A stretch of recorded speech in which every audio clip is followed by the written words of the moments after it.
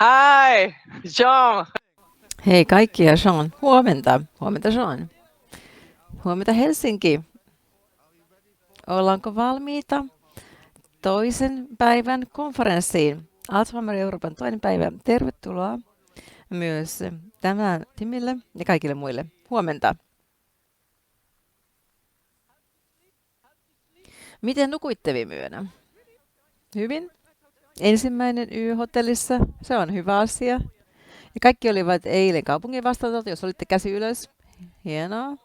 No ei nyt kaikki, jos on ehkä eksynyt matkalla. No ainakin me pääsimme tänne asti. Miltä tuntuu? Hienolta. Ja nyt alkaa toinen päivä oppia uusia mahdollisuuksia. Kyllä, todellakin uusia mahdollisuuksia. Haluamme kysyä tietenkin kaikilta yleisöltä taas kysymyksiä ja nimenomaan kohdistaa huomioon tähän konferenssiin. Eli ottakaa puhelimet esiin, kiitos. Ja aloitetaan ensimmäisellä mentikysymyksellä, eli sama harjoitus kuin eilen, menti.com. Tämä on sovellus, jota käytämme. Ja haluamme kuulla teiltä, onko tämä ensimmäinen päivä konferenssissanne vaiko toinen päivä. Eli me sitten tässä katsotaan eteenpäin. Seuraava kuva jo. Ehkä siellä vasta skannataan koodia, ettei mennä vielä eteenpäin. No mennään kohta. No nyt mentiin toiseen. Eli onko nyt ensimmäinen vai toinen päivä tätä konferenssia teille meneillään? Näyttää, että täällä on uusiakin ihmisiä paikalla tänä aamuna, mutta suurin osa oli jo eilen paikalla. Nostakaa käsi ylös, jos on ensimmäinen päivä, jos juuri vasta saavuitte.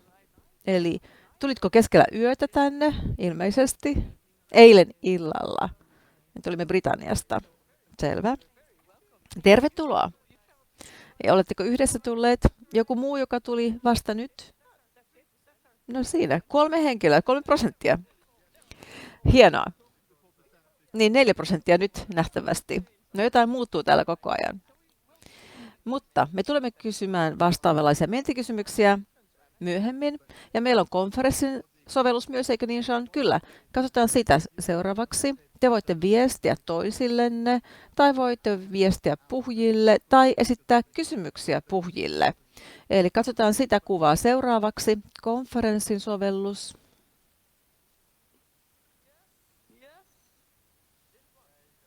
Tässä se on. Eli tämä on konferenssin oma sovellus Android-puhelimelle ja Apple-puhelimelle. Ja tästä voitte seurata keskusteluja. Ja jos tarvitset tulkkauspalvelua, voitte käyttää myös tätä sovellusta, jos haluatte englannista suomeksi tulkkauksen.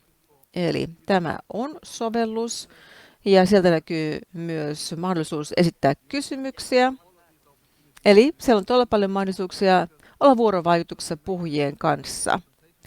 Ehkä kuulitte esityksestä joltakin toiselta, että löydät tätä henkilöä. Voitte lähettää sähköpostia tai ottaa yhteyttä tämän sovelluksen kautta, järjestää vaikka tapaamisen tai kirjoitella toiselle. Tämä on oikein hyödyllinen sovellus, kun joskus on hankala löytää oikea henkilö yleisöstä. Kyllä, eli skannatkaa tämä. Ehdotan nyt, että skannatkaa tämä koodi. Voi olla hieman omituista, koska se on App Store ja sitten siellä on Android ja taas App Store ja siellä lukee iPhone, mutta joka tapauksessa ostakaa se oikea teille sopiva. Ja sinne tarvitsee sähköpostiosoitteen ja sitten luo oman salasanan ja sitten voi käyttää sovellusta päivien aikana. Ja sinne voi todellakin esittää kysymyksiä puhujille, eikö niin Sean sinullekin?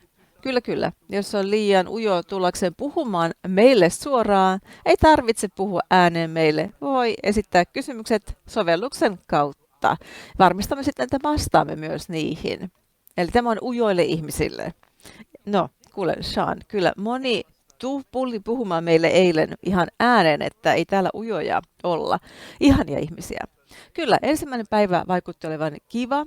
Kaikki pitivät siitä, olivat iloisia, että meillä oli täysistunto, jossa oli ensin mukana kokemusasiantuntijat. Puhuivat omasta elämästään ja siitä, miten Alzheimer-diagnoosi on muuttanut heidän elämäänsä, millä tavoin. Siellä oli myös mukana tutkijoita ja todella upea ensimmäinen päivä. Kyllä, se oli todella hieno, aivan niin kuin pitäisikin, eikö niin? Puhutaan ihmisistä, joilla on muistisairaudet, olemme yhdessä.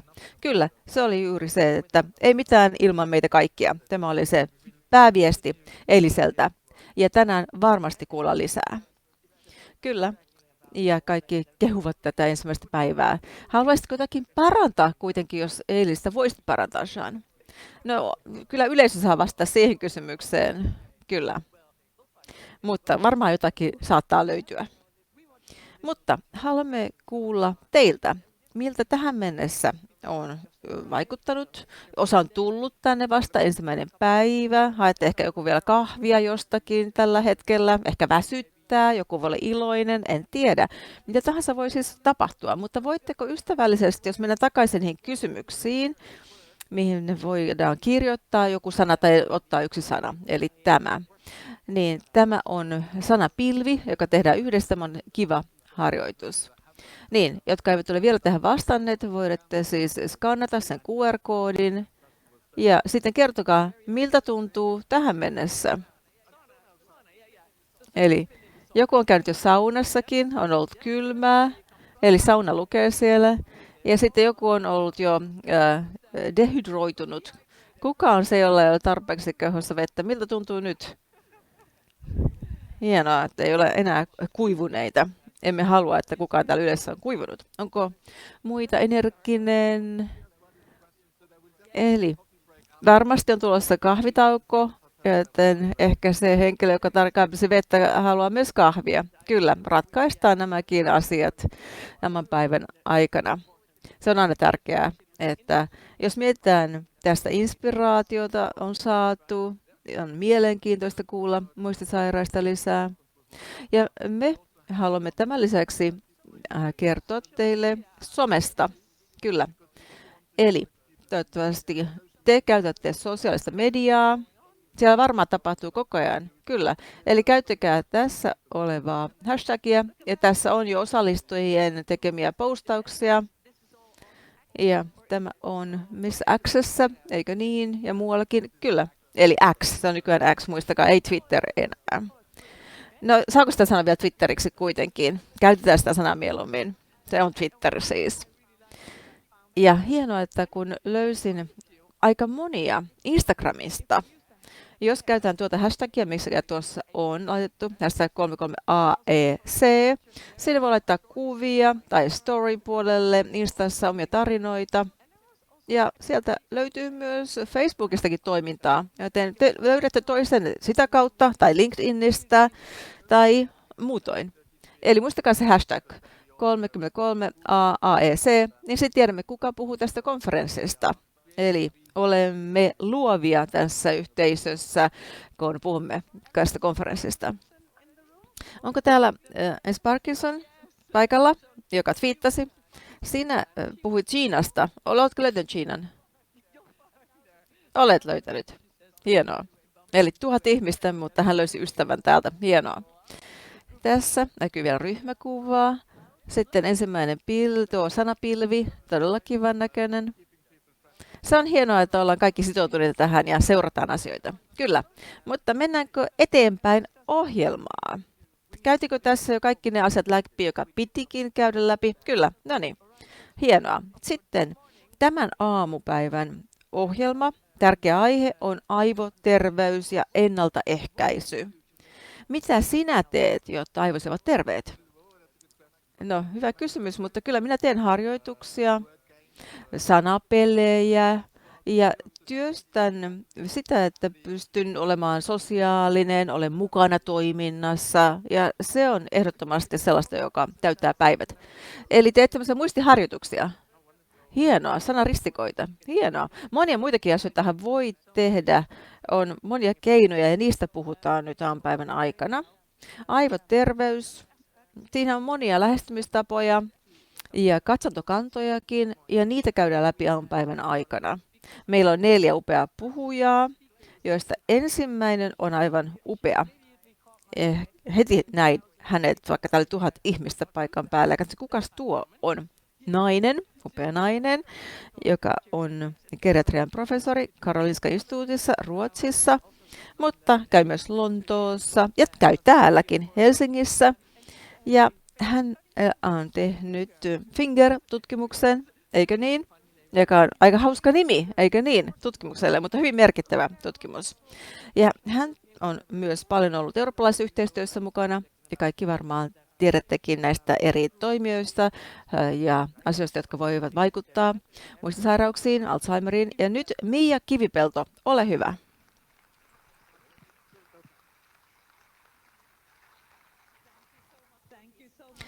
Kiitos tästä kutsusta. Suuri ilo olla Helsingissä tänään ja olen todella nauttinut eilisen keskusteluista. Oli todella hienoa nähdä kaikki nämä uudet mahdollisuudet tutkimuksessa. Ja tänään minä keksin monimodaali-interventioihin ja täällä on hyvin paljon uusia mahdollisuuksia tässä mukana. Kysymys kuuluu, miten voimme saada enemmän todistusaineistoa täytäntöönpanopuolella. Puhun Euroopasta ja kansainvälisestä yhteistyöstä, joka on avainasiassa. Ensinnäkin tässä on yhteyteni, eli erilaiset akateemiset tutkimukset, joissa olen ollut mukana. Ne listattiin tuossa. Ihan alkuun, miksi meidän pitäisi tähän monialaisuuteen keskittyä? Me kaikki tiedämme, että Alzheimerin tauti ja muistisairaudet ovat monimerkityksellisiä, monia tekijöitä takana. Ja se voi olla, että ei riitä, että keskitytään vain yhteen tai kahteen riskitekijään, vaan meidän täytyy katsoa lukuisia riskitekijöitä sekä mekanismeja yhtäaikaisesti, jotta saamme sen optimoidun ennaltaehkäisevän lähestymistavan. Yksi koko ei sovi kaikille ja meidän pitäisi saada parempaa tulosta, ehkä jopa myös räätälöityjä mahdollisuuksia katsoa asiaa. Meillä on olemassa uusia mahdollisia hoitoja, anti-almoid-lääkkeet, joiden kautta voidaan yksilöidä ne henkilöt, joilla on tämä tietty profiili. Ja me tiedämme, että tämä on aika pieni osa henkilöitä, joilla on kognitiivisia ongelmia, joilla on tämä kriteeri, jotta he saisivat tämän tyyppisen hoidon. Tässä on Karolinska yliopistosairaalan lukuja, ja näette näistä luvuista, että MCI 27% ja taas muistisairauspuolella 28% henkilöistä ovat kelpoisia tähän anti-almoid-lääkintähoitoon. Eli meidän täytyy jatkaa tutkimusta ja yksilöidä vielä uusia kohteita ja yhdistelmähoitoja ja kehittää vielä muistisairauden ennaltaehkäisevyyttä eri lääkeaineita yhdistämällä. Onneksi meillä on kuitenkin useita eri tekijöitä, joita voidaan muokata ja hoitaa. Meillä on tietenkin geneettiset tekijät, korkea ikä, joita ei ole helppo muokata, mutta meillä on muita asioita, joita voidaan muuttaa, jotka on listattu tässä. Tässä on luettelo Lancetin valiokunnasta ja sitten WHO:n riskivähennysohjenuorat. Ja näette, siellä on biomentaalipuoli, henkilökohtainen elämäntapa riskitekijöinä. Tänään puhutaan myös ravitsemuksesta, ilmansaasteista. Ja tämä näyttää vain sen, että tämä lista koko ajan kasvaa. Sinne tulee uusia riskitekijöitä ja löydään myös todistusaineistoa näiden tukemiseksi. Paljon voidaan tehdä jo näiden suhteen tänä päivänä. Mikä on ollutkin vaikeampaa on sitten saada tämä epidemiologinen tutkimusten tulos sitten taas kliinisiin tutkimuksiin.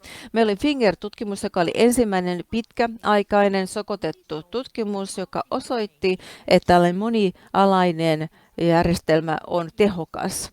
Ja annan nyt tässä lopputuloksia teille, mitä tästä monitekijäisestä elintapainterventiosta on löytynyt. Täällä on EU-Fingers, siellä näkyy myös konferenssinkin kansioista tämä hieno julkaisu. Ja tämä on oikeastaan se moottori Fingersin takana, eli 60 maata mukana. Sitten meillä on maailmanlaajuinen Fingers-järjestelmä, eli kehitämme edelleen Fingers-konseptia, esimerkiksi varhaisen työikäisen vaiheen muistisairaille, ja yhdistelmäterapiat on tässä keskiössä. Ja myös MedFinger on olemassa. Saamme koko ajan palautetta, tämä on oikein sellainen kierto, josta palautetta tulee, ei tarvitse odottaa tutkimustuloksia, vaan voidaan koko ajan sopeuttaa yhtäaikaisesti järjestelyä. Finger-tutkimus osoitti kaikkia erilaisia vaikutuksia, lopputuloksia. Olette ehkä osa nähneetkin näitä lopputuloksia jo. Meillä on 5 eri osa-alueaa Fingersille, muistakaa 5 sormea, helppo muistaa. Ravitsemus, liikunta, kognitiivinen koulutus, sosiaalinen aktiivisuus ja sitten myös metaboliset ja vaskulaariset riskitekijät ja sitten säännönmukainen terveysneuvonta. Ja jos mietitään muistisairausriskejä, on myös niitä, joita voidaan muokata. Ja intervention kesto oli 2 vuotta. Nyt meillä on 19 vuotta jo seurantaa tehty ja on upeaa nyt pystyä analysoimaan dataa ja löytyä sieltä pidemmän aikavälin tuloksia. Kognitiiviset tulokset olivat ykköstuloksia, selkeitä. Kognitiivisen osa-alueiden tuloksia löydettiin. Sen lisäksi oli myös muita etuja, jotka näkyvät tässä. 20% vähemmän riskiä kardiovaskuliin tapahtumiin tai ongelmiin, 30% toiminnallisen vähentymisen ennaltaehkäisemistä ja 60% vähemmän kroonisia sairauksia pystyttiin, eli muita sairauksia riskejä laskemaan. Ja parempi elämänlaatu terveyteen liittyen ja jopa myös terveyskustannukset alentuivat. Eli aivoterveys, yksilöterveys, mutta myös yhteiskunnan terveysasiat parantuivat. Tässä näkyy uusia asioita, jotka tukevat kustannustehokkuutta ja kustannussäästöjä, koska Finger-intervention perusteella nähtiin, että sillä voidaan vähentää kustannuksia terveydenhuollossa. 6,2 päivää vähemmän keskimäärin sairaalayöpymisiä ja 500 euroa vähemmän per henki kustannuksia. Joten olen varma siitä, että tämä lopputulema osoittaa, että tämä tyyppinen interventio todella voi olla kustannustehokas ja säästää suurimittaisesti yhteiskunnan taholla kustannuksia. Ja jos mietitään riskihenkilöitä, joiden lukumäärä on korkea, niin siksi tämä yhteiskunnallinen taso on tärkeää nähdä ja sen vaikutukset. Seuraava kysymys sitten on, että mikä on se annoskoko, mikä on se intensiivisyys, mitä tarvitaan, jotta nämä vaikutukset näkyvät aivoterveydessä. Meillä on ollut myös annosvaste-tutkimus Fingersissä ja näimme sieltä vasteet hyvin. Henkilöt, jotka olivat mukana koulutuksessa, vähintään puolet heistä, heidän osalta nähtiin tuo koulutusvaikutus. Eli onneksi ei tarvitse tehdä kaikkea, vaan tukea pitkän ajan sitoutumista tähän, mutta kaikissa 5 osa-alueessa, jotka liittyvät Fingersiin. Olen varma siitä, että kun meillä on hyvä tiimi, koulutettu tiimi, ja sieltä saadaan myönteistä palautetta ja pitkäaikaista seurantaa, nämä ovat kaikki tärkeitä asioita. Niin kuin sanoin, Fingers on maailmanlaajuisesti jo 60 maassa. Sinisellä värillä näette ne maat, joissa kokeita tällä hetkellä tehdään. Vaaleammalla sinisellä suunnitellaan interventioita. Ja on tärkeää, että monet uusista maista, jotka ovat ehkä alhaisemman tulotason maita, joissa nämä luvut nousevat koko ajan enemmän ja enemmän. 18 000 osallistujaa tähän mennessä. Nyt voidaan saada tällaista analyysiä aikaiseksi, joka on yhdistelmäanalyysi kaikista. Esimerkiksi Australian Fingers on osoittanut jo myönteisiä tuloksia ja USA-lainen pienempi ja muualtakin. Ja Euroopassa näette monia nimiä jo Euroopan osalta, joten täällä ollaan oltu aktiivisia ja näemme myös Euroopan Fingersin jo menemässä eteenpäin seuraavan sukupolven kliinisiin testeihin.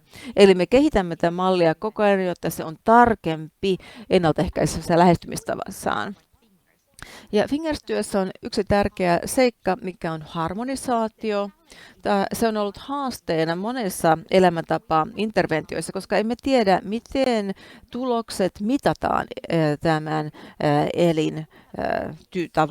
elintavan suhteen. Nyt meillä on tarkoitus saada ennalta harmonisaatioita, kliinistä ja muuta. Eilen puhuttiin sosiaalisesta osa-alueesta, joka on erittäin tärkeää. Miten voidaan mitata, että meillä on tämä tyyppisiä interventioita. Sitten täytyy se nyt pyrkiä tekemään. Ja sitten ne biomarkkerit. On hyvin paljon veren perustavia biomarkkereita, joista on tulossa lupaavia tuloksia. Sitä voidaan myös ottaa mukaan tähän. Kun saadaan tuota big dataa, saamme myös mahdollisuuksia saada yksityiskohtaisempia analyysejä, ei pelkästään tilastotietoja, vaan analyysejä. Ja sitten meillä on tekoälyfingers, AI-fingers, josta on dataa, ja sitten joku tieteilijä, ehkä jos voi ottaa tämän huomioon myös tulevaisuudessa paremmin. Tässä on esimerkki siitä, mitä olemme jo oppineet näistä yhteistä analyyseistä, kun olemme käyttäneet suurta datamäärää. Yksi on se tuo geenityyppinen interaktio. On hankala lähteä yhdestä rajatusta mallista, mutta me olemme nähneet, että tietyt kantajat hyötyvät enemmän tästä interventiosta. Ranskalainen tutkimus ja nyt myös japanilainen tutkimus ovat olleet erilaisia, mietitään geneettisesti. Ja siellä on tämä tietty kantajatyyppi, joka hyödyntää enemmän tai hyötyy enemmän tästä interventiosta. Ja nyt pitää ottaa myös muita geneettisiä tekijöitä, muun muassa saastumisriskit huomioon paremmin tulevaisuudessa. Mitä nyt teemme? Me teemme Fingeristä vielä parempaa 2.0-versiota, jotta saadaan siellä vielä enemmän yksilöllisempi Finger-malli, jossa on mukana ravitsemus ja muokkauspuoli, lääkkeet, joita voidaan sopeuttaa ja mitä sinne tarvitaan. Että oikea henkilö saa oikean hoidon oikeaan aikaan on tavoitteena. Tässä on jo ensimmäinen malli, joka on luodettu, MindAD nimeltään. Tässä on erittäin hyvää yhteistyötä eri eurooppalaisten maiden välillä, Alzheimer Euroopan kanssa ja ADn välillä. Kohdepopulaatio oli työikäiset, varhaisen vaiheen Alzheimer-potilaat. Voidaanko tehdä jotain, kun diagnoosi on jo saatu, vai onko liian myöhäistä? Ja onneksi se ei ole liian myöhäistä, tämä pystyttiin todentamaan. Tässä tehtiin pilotti, jossa oli 90 osallistujaa, 3 eri osa-aluetta. Yhdessä otettiin mukaan fingers ja sitten lääkinnälliset ravintoaineet, koska ehkä tällä henkilöllä oli lisätarvetta energialle ravitsemuksen puolelta. Ja tässä oli yli 90% mukana retentiosti, eli he jäivät tähän myös mukaan ja sitoutuivat. 70-87% kaikki näistä 5 Fingers-osallisista ihmiset olivat mukana. Eli voidaan pitää tällaisia interventioita yllä myös varhaisen vaiheen Alzheimerissa.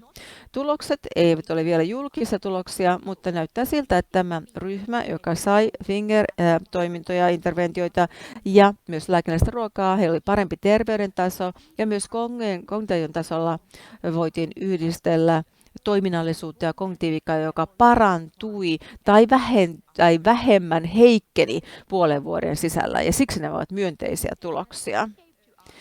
Tätä kautta saimme vielä enemmän uskoa, koska ei pelkästään puhuta vaikutuksista, vaan myös siitä, mitä ihmiset sanovat itse. Tässä on lainauksia osallistujilta.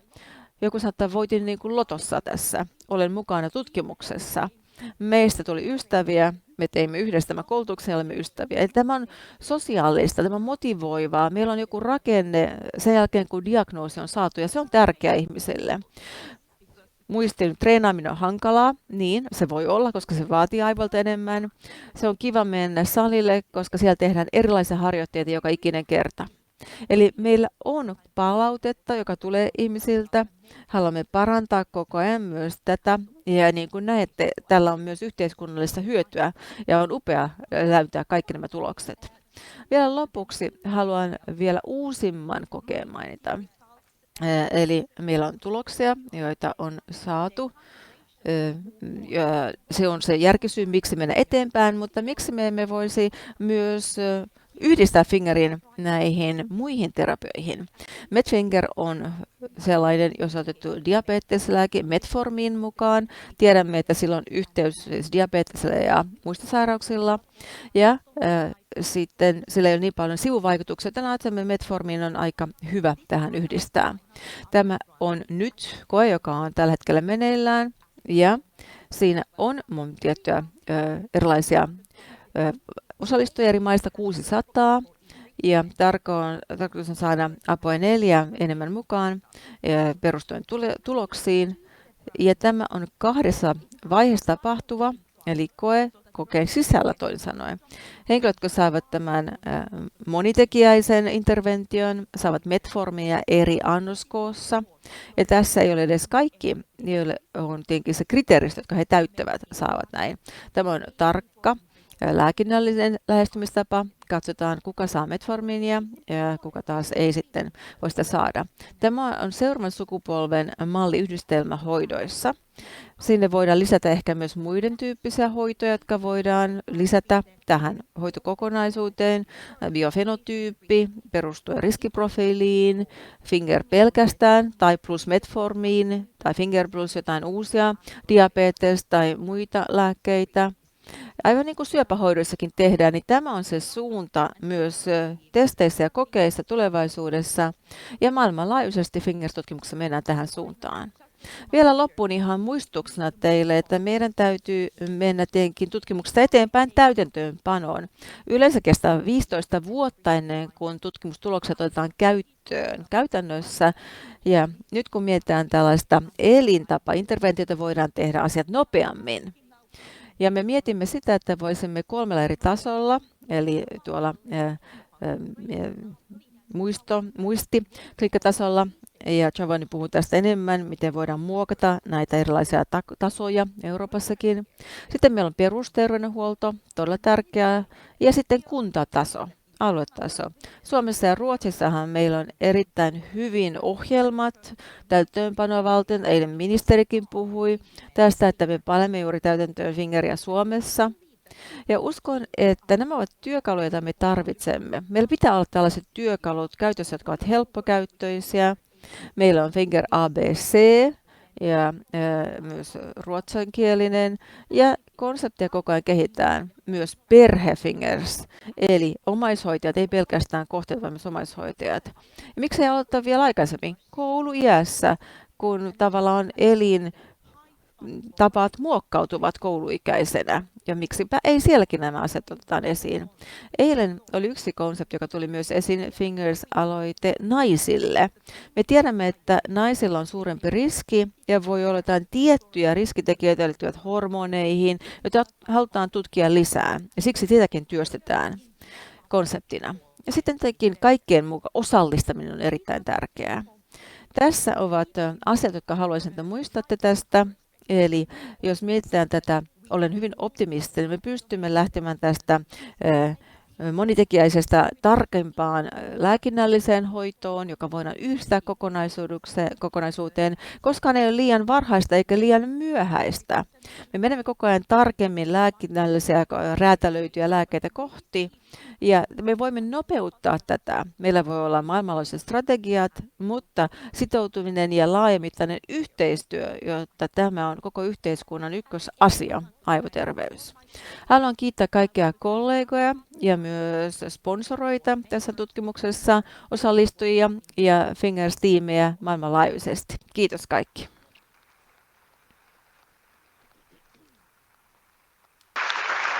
Thank you so much, Mia. I think Kiitos Mia. Haluaisin muistuttaa teitä, että jos teillä on mitään kysymyksiä siellä sovelluksen käyttäjillä, niin voitte esittää niitä myös sen sovelluksen kautta, mutta minä haluaisin kysyä yhden asian. Viittasit tuohon täytäntöönpanoon ja sanoit, että jossakin Pohjoismaissa jo pannaan tätä mallia täytäntöön, mutta miten Skandinavian ulkopuolella, miten voidaan maita ja valtioita ja organisaatioita noudattamaan teidän Ruotsin ja Suomen upeaa esimerkkiä? No, tämä konferenssi täällä tänään on hyvä esimerkki ja hyvä alku. Nyt tässä on tällaista niin kuin eteenpäin ajavaa liikettä, koska tällä kentällä tapahtuu niin paljon, esimerkiksi riskien vähentäminen ja varhainen toteaminen. Meidän täytyy yhdistää ne kaikki pisteet, ja jos yhdistämme voimamme ja teemme yhteistyötä, niin varmasti pääsemme hyvään taloukseen. Ja minusta näiden hyvien esimerkkien jakaminen on yksi keino päästä eteenpäin. Onko täällä paikan päällä ketään, joka haluaisi kommentoida Mian esitystä tai esittää kysymyksiä? Hän on täällä nyt paikalla. Voitte vaikka nyökätä minulle tai nostaa kättä, niin tulen sinne. Kuka oli kuullut Fingeristä ennen tätä? Aivan, kuka oli? Aika moni. Hienoa, hienoa. Sehän on hyvä tietää. Minä olen Anna J. ja minä edustan tästä naisten aivoprojektia ja haluaisin kiittää näistä upeista uutisista, mistä meille kerrot, että Fingerissä on tällainen uusi projekti naisille. Voisitko kertoa vähän siitä enemmän? Se olisi hienoa. Minuakin kiinnostaa. Kiitos.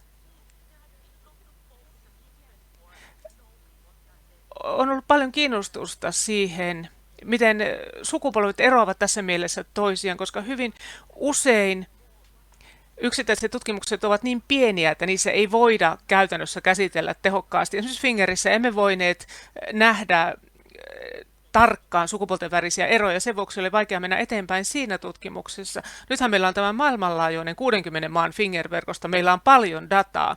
Ja siellä voidaan näitä biologisten sukupuolten välisiä eroja analysoida tehokkaammin. Ja tämä tarjoaa uusia mahdollisuuksia, koska siellä on paljon moninaisuutta, erilaisia sosioekonomisia, kulttuurisia tekijöitä.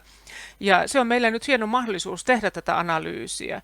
Ja näiden löytöjen perusteella voimme tehdä suunnitelmia, ehkä uusia interventioita, joissa on sitten otettu nämä sukupuolten väliset erot huomioon tai kohdentaa niitä nimenomaan johonkin sukupuoleen.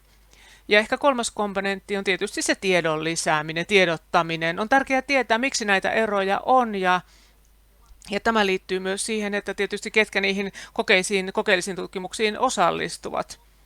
Ja tavallaan tässä on 3 eri tasoa, jolla voimme jatkaa tästä eteenpäin. Hienoa, todellakin kiinnostavaa ja toivottavasti yksi tuloksista on se, että naiset saavat syödä paljon enemmän suklaata. Minä uskon kyllä niin, että juuri näin sieltä selviää. Otetaan nyt vielä viimeinen kysymys ja sitten palataan tänne myöhemmin. Ehkä sitten voimme keskustella lisää. Hyvää huomenta ja huomenta tohtori Kivikolta. Minä halusin kiinnittää näistä talousmalleista, joilla hallituksia ja esimerkiksi politiikkojen laatijoita, päättäjiä kannustetaan. Teidän ennaltaehkäisyhän on hieno asia, mutta tässä puhutaan paljon, Pohjois-Amerikassa puhutaan paljon tällaisesta parantamisesta ja hoitotyöstä. Miten tästä interventiosta tehdään kiinnostavampia? Miten voidaan esittää tällaisia rahoitusmalleja niin, että ihmiset, jotka pysyvät terveempinä pitempään, se kannattaa panostaa siihen sen sijaan, että hoidetaan heitä sitten sairaana myöhemmin? Tuo on hieno kysymys. Ja riskien vähentäminen on avainasemassa, kun tätä dementiaepidemiaa, muistisairausepidemiaa pyritään hallitsemaan.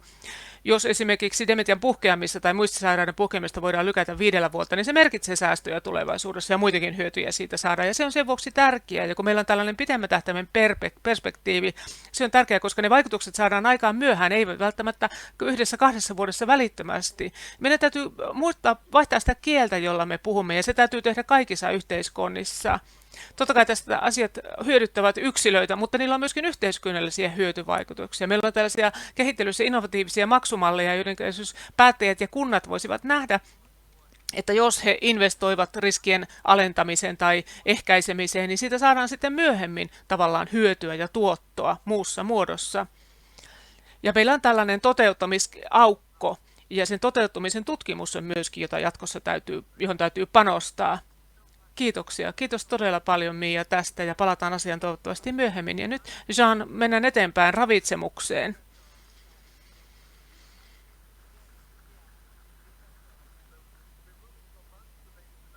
Nyt tällaisesta monialaisesta interventiosta mennään ravitsemuksaan. Nimenomaan riskien hallinnasta ja vähentämisestä on kyse. Puhun Nikos Karmeas. Hän on neurologian professori Ateenasta. Toimii professorina nimenomaan Ateenan kansallisessa ja kapodistrisessa yliopistossa, ja hänellä on yhteyksiä myöskin Kolumbian yliopistoon New Yorkiin. Ole hyvä. Kiitos Jean-Georges. Haluaisin kiittää Alzheimer's Europea kutsusta tulla puhumaan. Täällä on paljon yleisöä ja on toivottavasti vielä jaksatte kuunnella Mian hienon esityksen jälkeen minua. Haluaisin esitellä tämän esityksen rakenteen tässä. Mennään suoraan asiaan. Yritän keskittyä yhteen näistä suojatekijöistä, joista Miakin puhui äsken. Kysymys kuuluukin, onko olemassa näyttöä siitä, että ravitsemuksella voi olla vaikutusta dementian sairastumisen riskiin? Ja onko tehty esimerkiksi epidemiologisia tutkimuksia, joiden perusteella nähdään, että että muistisairauden puhkeamisen riski liittyy jollain tavalla ravitsemukseen. Tässä on arvio, jonka teimme melko hiljattain. Tuossa vihreällä pallukoilla on kuvattu sitä, että tuo tietty ravintoaine tai ravintoruoka, ne suojaavat mahdollisesti. Ja keltaisella on merkitty ruoka-aineita, joilla ei ole havaittu yhteyksiä muistisairauksiin tai muistisairauden riskiin. Ja tässä on tehty paljon tutkimusta ja niissä on erojakin. Mutta tuolla on aika paljon vihreitä pallukoita, kuten näette. Nämä ovat tällaisia valikoituja tutkimuksia, joita tähän arvioon koottiin. Eli me valikoimme tähän niitä niin sanottuja laadukkaampia tutkimuksia. Tässä on todellakin tehty paljon tutkimusta, eikä pelkästään ravintoaineiden ja ravitsemuksen kohdalta, vaan tällaisen erilaisen ruokavalioiden ja tällaisen laajempien kokonaisuuksien kohdalta. On paljon tutkimuksista, jotka viittaavat siihen, että ravitsemuksella voi olla vaikutus siihen riskiin, että kuinka todennäköisesti ihminen sairastuu myöhemmin muistisairauteen. Nämä ovat havaintoja tietysti, mutta tässä biologia sitten kertoo meille, onko siellä yhteyksiä sen kanssa, mitä syömme ja siinä, miten aivomme toimivat. On monia syitä siihen, minkä takia ravitsemuksella voi olla vaikutusta aivojen toimintaan. Upsista. Tässä on esitetty tällaisia mahdollisia mekanismeja. Täällä on monia elementtejä, esimerkiksi hivenaineet, makroravintoaineet, miten ne voivat vaikuttaa. Ne voivat vaikuttaa joko positiivisesti tai negatiivisesti, tai sitten ne ovat neutraaleja, niillä ei ole vaikutusta muutoksiin, joita aivoissa kenties tapahtuu. Jotkut liittyvät Alzheimerin tautiin, jotkut enemmän verisuoniperäisiin tauteihin, verisuonten rappeumaan, tai esimerkiksi oksidatiiviseen kuormitukseen ja stressiin niin poispäin. Tästäkin on tehty paljon tutkimusta ja näiden mekanismien on nimenomaan yhdistelty näitä eri mekanismeja. Emme nyt käy läpi kaikkia tutkimuksia yksityiskohtaisesti. Toivottavasti luotatte minuun, kun kerron teille, että ruokavalion yhteys esimerkiksi verisuonten muutoksiin on todellakin useissa tutkimuksissa todettu ja se on myöskin sitten eri aivojen yhteydet, sillä käytetään jotain, MRI-kuvantamisella on sitten kuvannettu ja myöskin todennettu näitä muutoksia. Ja on vaikutusta sekä tähän aivojen verisuoniterveyteen että sitten hermoston tilanteeseen ja muutoksiin. Ja ravitsemus voi jopa vaikuttaa siihen, miten näitä amylaasikertymiä sinne aivoihin kertyy. Eli on tehty paljon biologista tutkimusta, jonka perusteella myöskin on syytä olettaa, että ravitsemus voi vaikuttaa aivoterveyteen. Ja nyt mennään tähän kolmanteen osuuteen, jossa käytän vähän enemmän aikaa, eli havainnot ja toisaalta sitten tällainen satunnaistettu tutkimukset. Havainnothan tarkoittavat sitä, että olemme havainnoineet, mitä on jo tapahtunut, mutta satunnaistetut tutkimukset liittyvät siihen, ne ovat tällaisia kuin Fingerin kaltaisia tutkimuksia. Ihmiset pannaan syömään erilaisia asioita, erilaista ravintoa ja sitten katsotaan, että vaikuttaako se dementian sairastumisen riskiin.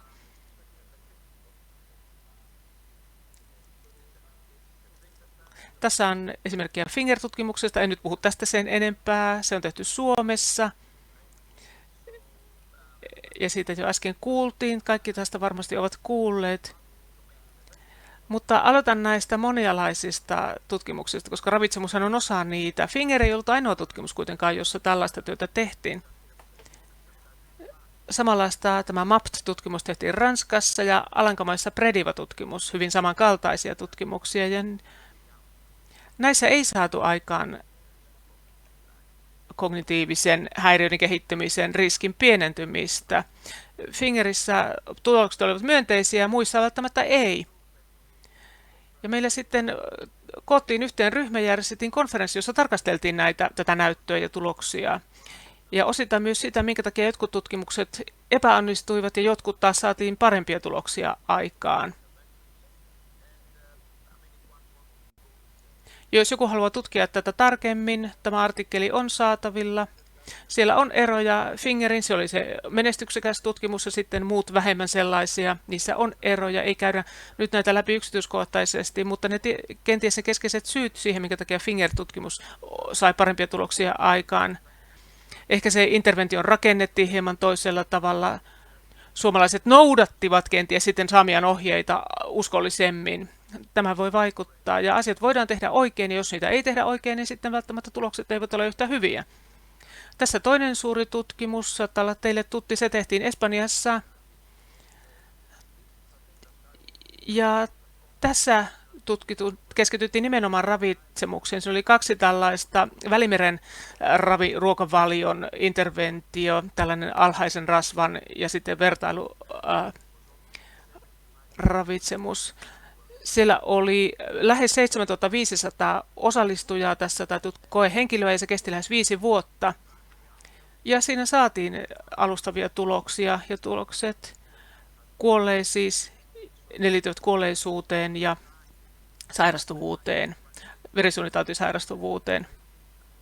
Tämähän ei ollut havaintotutkimus, vaan se oli tällainen lääketieteellinen koe. Ja välimerellistä ravintoa syöneet pärjäsivät paremmin, esimerkiksi aivohalvausta heillä esiintyi vähemmin. Täällä oli myöskin 2 tällaista alatutkimusta, jotka sisältyivät tähän laajaan Predimed-tutkimukseen. Ja tässä oli, tuossa koko tutkimuksessahan oli mukana lähes 8000 henkilöä, ja tässä oli näitä sitten vähemmän. Ja tässä pienemmässäkin tutkimuksessa saatiin, että ne ihmiset, jotka söivät välimerellistä ravintoa, pärjäsivät paremmin, pysyvät terveempinä. Ja myös Barcelonassa tehtiin osatutkimusta, vähän perusteellisempaa osatutkimusta. Ja siellä tätä kognitiopuolta tutkittiin. Sielläkin oli noin 100 osallistujaa, eli se oli pienempi, huomattavasti pienempi verrattuna siihen kokonaistutkimukseen 7500. Tässä on se vertailuruokavalio. Ja ne, jotka söivät välimerellistä ravintoa, niin esimerkiksi heillä se eksekutiivinen funktio ja myöskin kognitiivinen tilanne pysyi parempana. Tässä 2 kuukautta sitten Alzheimer-yhdistyksen tai liiton kokouksessa Alzheimerissa kerrottiin tällaisesta MIND-ruokavaliosta. Se on yhdistelmä välimerellistä ja sitten tätä alankomaalaista. Ja sitä kohdistetaan, tästä harjoitetaan lähinnä ihmisillä on korkea verenpaine. Ja tätä sitten verrattiin normaalia ruokaa syövisiin ihmisryhmiin. Ja molemmilla ryhmillä tavoitteena oli hienoinen painon lasku. Ja tutkimus kesti 3 tuntia. Siellä oli normaali kognitiivinen toiminto, ja he olivat ylipainoisia. Ja siellä sitten tutkittiin sitä kognitiivista toimintaa ja myöskin kuvannettiin aivoja. Molemmissa oli 300 ihmistä molemmissa ryhmissä, tutkimusryhmässä ja vertailuryhmässä. Ja ihmisten ruokavalio muuttui tuon tutkimuksen 3 vuoden keston aikana. Tässä nähdään, että tuo MIND-ruokavalioryhmä, siellä noin 4 pisteellä, 4,12 se tulos parani, eli heidän ruokavalio muuttui ja he olivat tyytyväisiä osallistuessaan tähän tutkimukseen. Ja tässä sitten nuo kognitiiviset funktiot, siellä ei oikeastaan nähty muutosta, se ruokavalio ei tavallaan auttanut ehkäisemään sitä kognitiivisten kykyjen heikkenemistä, vaikka siellä tulokset olivat molemmilla ryhmillä melko samankaltaiset siis. Molemmissa ryhmissä ihmisten paino laihtuivat noin 5 kiloa ja pystyivät pysymään siinä alemmassa painossaan koko sen 3 vuoden ajan.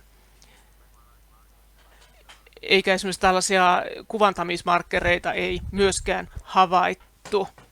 Haluan tietysti pysyä tässä aikataulussa. Onko olemassa jotain muita ruokavalioita, joilla voi olla vaikutuksia? Puhuin jo noista havaintotutkimuksista, joissa on havainnoitu Välimeren ruokavalioita ja muita ruokavalioita. Katsotaanpa sitten näitä kliinisiä kokeita.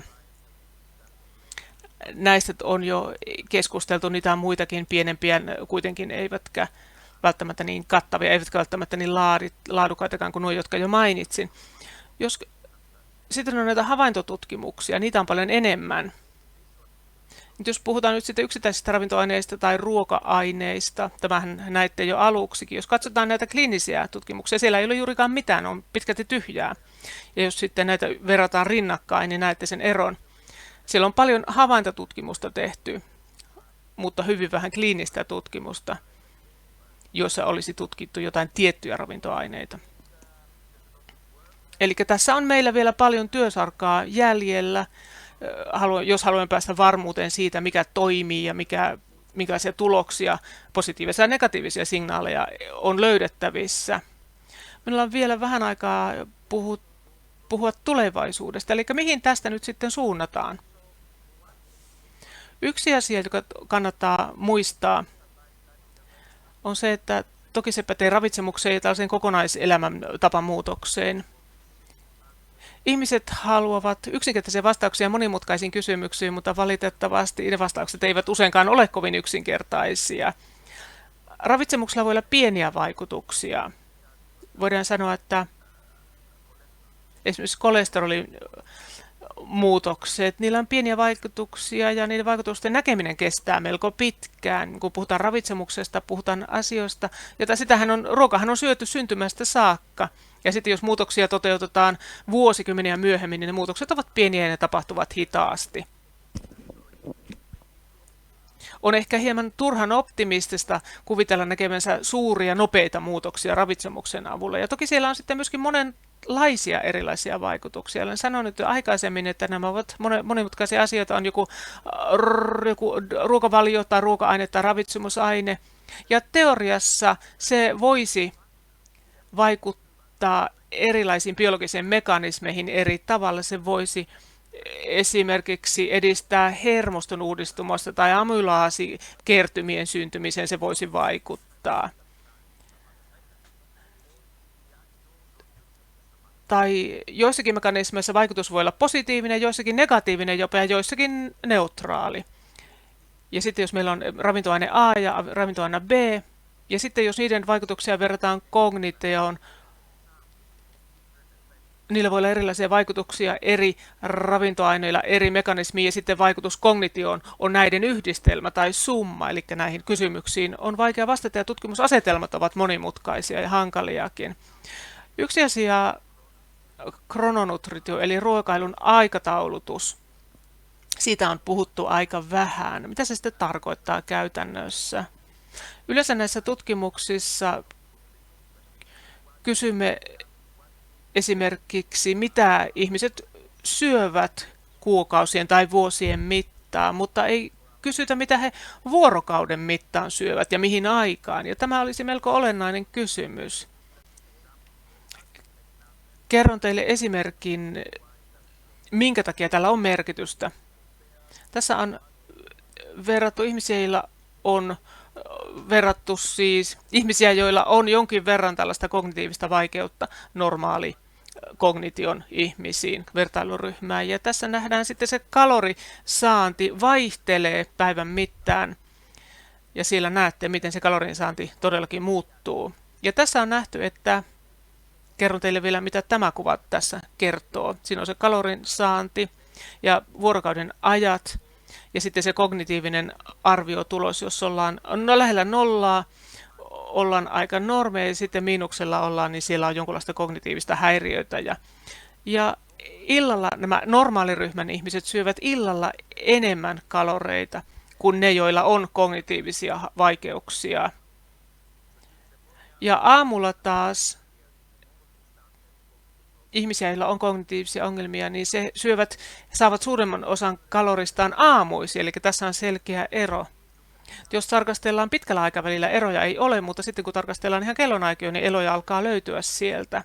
Ja tämä ruokatalouaikutus, kronoravitsemus, krononutritio, tämä on tällainen nouseva uusi tutkimusala. Ja silläkin voi olla todellakin vaikutusta kogniotaan. Esimerkiksi kalorien laskeminen, siihen aikaan mihin ateriat syödään, milloin ensimmäinen tai päivän viimeinen ateria on syöty, milloin ihmiset menevät nukkumaan, syökö joku säännöllisesti vai muuttuuko se aikataulutus, ateria-aika päivittäin. Tämä on aivan tällaista tutkimatonta kenttää vielä. Emme tiedä, minkälaisia vaikutuksia siellä on, mutta voi olla, että niitä on.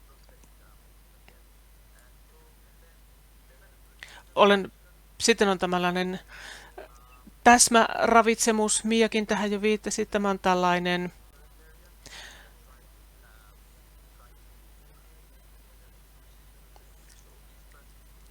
tässä kaikki ihmiset ovat erilaisia tietysti biologisesti ja ravitsemuksensa perusteella ja on erilaisia biologisia polkuja, enkä mene tähän tämän yksityiskohtaisemmin. Meidän täytyy myöskin suunnitella parempia kliinisiä kokeita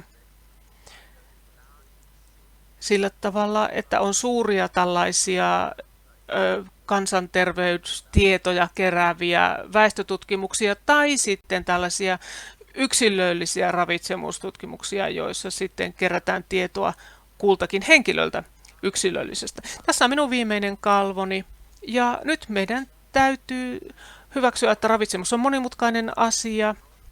Meidän täytyy ajatella tätä aterioiden aikataulutusta, sitten meidän täytyy kerätä yksilöllisempää tietoa ihmisiltä ja kenties sitten vielä suunnitella nämä kliiniset tutkimukset paremmin. Siinä kaikki, mitä minulla oli sanottavana, niin kiitoksia. It is complex. Tämä monimutkaisuus ja moninaisuus, siinä on paljon tutkimuskenttää, jotta saadaan lisää tietoa. Ja ravitsemus on varmaan vaikein, koska se vaikuttaa niin monin tavoin. Haluaisitko itse todeta jotain, minkä tiedät jo nyt varmuudella? Mikä on henkilökohtainen mielipiteessä, mikä on jo varmaa? No varmuudella tiedetään se, että terveellinen ruokavalio on eduksi, jos meitä on erilaisia tauteja, sairauksia, lääketieteellisiä juttuja. Ja se on ihan selvä. Ja se tiedetään tuolta verisuonitaudeista, syöpälajien, tiettyjen syöpätyyppien osalta. Ja kun meillä on todistusaineistoa siitä, että tämä voisi olla myös kognition kannalta hyödyllistä, niin ei se ainakaan paha asia ole, koska siitä vaan voi olla plussaa, hyötyä. Hienoa. Ja päästä takaisin myöhemmin lavalle. Muistakaa, mitä kysymyksiä teillä on hänelle ja lisää tietoa on saatavilla. Se oli todella mielenkiintoinen esitys. Ja muistakaa ne kysymykset ja palataan sitten puhujan kanssa myöhemmin niihin. Mennään nyt eteenpäin toiseen tekijään aivoterveydessä. Ja kyse on ilman saasteista, ympäristötekijöistä. Ja puhutaan paljon maatalouden myrkyistä tai ilman saasteista. Ja meillä on täällä asiantuntija tänään paikalla, Katja Kanninen. Ja hän tulee hyvältä alueelta, koska hän asuu itse Maalaiskylässä. Oliko Kuopio vai mikä se nimi oli? Hyvä, olen kirjannut tänne asioita näihin kortteihini. Ja siellä on hyvä puhdas ilma. Joten aivoterveys on varmaan sinun osaltani kunnossa, sinun osaltasi, koska asut tuolla alueella. Mutta ole hyvä, kerro löydöksestäsi meille. Puhdas ilma tai sen vaikutukset aivoterveyteen, ole hyvä. Huomenta kaikille. Todella suuri ilo olla täällä paikalla. Kiitos järjestöltä, kutsuitte minut. Eli vaihdetaan vähän vaihdetta tässä vaiheessa. Ja minä puhun nyt enemmän aivobiologiasta, toivottavasti olette valmiita. Puhutaan solumekanismeista, erilaisista mekanismeista ja teen parhaani, jotta pystyn esittelemään nämä asiat teille. Puhun siis ympäristötekijöistä, lähinnä ilman saasteista, jotka ovat riskitekijänä muistisairauksille. Me tiedämme jo sen verran, että vuonna 2017 Lancetin työryhmä raportoi tällaista elinikämalleista, joka sisälsi 9 muokattavaa riskiä muistisairaukseen liittyen. Ja vuonna 2020 tämä päivitettiin, niin kuin Mia viittasi aikaisemmin, ja siihen otettiin 3 lisää muokattavaa riskitekijää mukaan. Ja ne olivat liiallinen alkoholin kuluttaminen, traumaattinen aivovaurio ja ilman saasteet. Ja kun otetaan kaikki nämä 12 riskitekijää yhteensä, ne vastaavat noin 40% maailmanlaajuisesti muistisairauksista, joka teoreettisesti voitaisiin ennaltaehkäistä tai ainakin lykätä. Siksi tässä on ihan valtavasta määrästä kyse, kun mietimme tällaisia mahdollisia tapauksia, joita voidaan kyllä muokata. Mitä on ilman saasteet? Mistä ne tulevat? Oikeastaan ympäriltämme, kaikkialta. Meillä on paljon teollisuuden, energian puolen ilmansaasteita ja toinen lähde on liikenne ilmansaasteille. Ja WHO on raportoinutkin, että 90 henkilöistä, jotka asuvat kaupungeissa koko ajan hengittävät saastunutta ilmaa. Ja sen seurauksena jopa 7 miljoonaa ennenaikaista kuolemaa maailmanlaajuisesti vuosittain maailmassa liittyen ilmansaasteisiin. Siksi tämä riski on valtava. Ilmansaasteet on monimutkainen sekoitus erilaisia komponentteja ja yksi komponenttiosa-alue, josta puhutaan, on partikulaatti tai partikkelit PM. Ja nämä voidaan taas laittaa erilaisiin luokkiin. Yleensä niitä puhutaan 3 eri luokalla liittyen siihen partikkelin hiukkasen kokoon. Eli hiukkaset, jotka ovat ilmassa, jota me hengitämme sisään, ja ne voidaan jaeta erilaisiin luokituksiin, niin kuin näette tässä koon mukaan kalvolla. Lyhyesti tästä ultrapienistä hiukkasista haluaisin puhua, että ne ovat pienimmät kooltaan. Tiedämme niistä varsin vähän, miten ne vaikuttavat terveyteen. Haluan palata tähän tarkemmin vähän myöhemmin. Mitä me nyt kuitenkin tiedämme tähän mennessä toksisuudesta ja ilmansaasteista? Niin kuin sanoin, niin koko on erittäin merkittävä tekijä, kun puhutaan ilmansaasteista ja hiukkasista, mutta niiden toksisuuteen vaikuttavat myös muut ominaisuudet, kuten muoto, sisällys, pintaominaisuudet ja stabiilisuus. On tärkeää pyrkiä ymmärtämään, että mikä ilmansaasteissa on niin vahingollista aivoille. Jotta tämä asia vielä monimutkaistuu, niin kuin biologia on monimutkaista, niin voidaan vielä todeta, että tulokseen vaikuttavat myös seuraavat asiat, jotka ovat henkilöasioita, henkilöön liittyvät, jotka hengittävät, eli ikä, geneettinen tausta, jopa sukupuoli vaikuttaa, miten vastaamme siihen, että altistumme ilmansaasteille. Ja jos henkilöllä on joitakin sairauksia, tai on jotain muita ympäristöaltistumisia, jotka myös nostavat riskiä, että ilmansaasteet vaikuttavat hänen kielteisesti. Siksi tämä on monimutkainen kuva, jota pyritään nyt jotenkin järkeistämään ja ymmärtämään työssä. Kuulimme jo aikaisemmin, että on yhteys altistumisessa ilmansaasteille ja muistisairauksissa.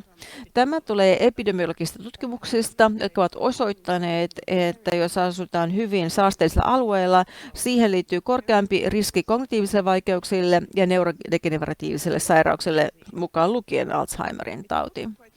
Ja on aika uskomatonta nähdä, että myös henkilöt, jotka asuivat saastuneilla alueilla, esimerkiksi Meksikossa, heillä oli vastaavanlaista patologiaa kuin ihmisillä aivoissa oli Alzheimer-potilaillakin, vaikka tällä ihmisellä ei ollut sinänsä Alzheimerin tautia ollenkaan.